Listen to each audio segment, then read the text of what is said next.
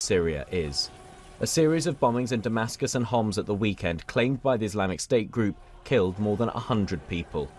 All this while Russia and the United States were trying to reach agreement on a partial truce between the opposing sides they back in the conflict.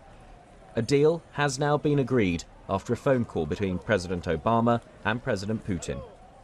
We are very encouraged by the fact that the two main co-chairs, Russia and the United States, were able to actually come up with this type of arrangement, and now to make sure that everyone else should be also abiding to it.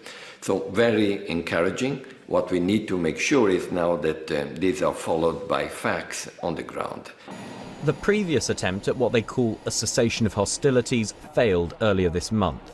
Russia, with its air power, supports the Syrian President Assad and took part in a government offensive against rebels in the north.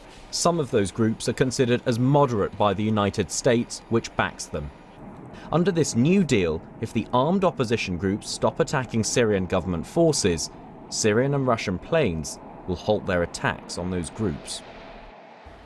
I am convinced that the actions that the US and we have agreed upon can radically turn around the crisis in Syria.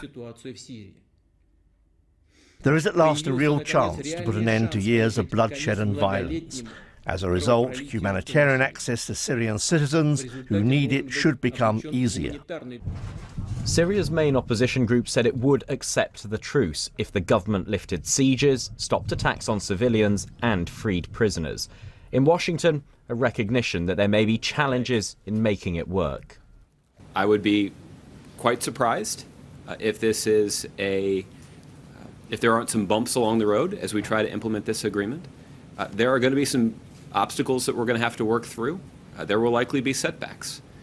But this is a moment of opportunity, and we are hopeful that all of the parties will capitalize on it. After all, the stakes here are high.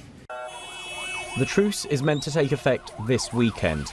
The agreement does not apply to so-called Islamic State and al-Nusra Front. The UN considers them to be terrorist groups, and airstrikes against them will continue.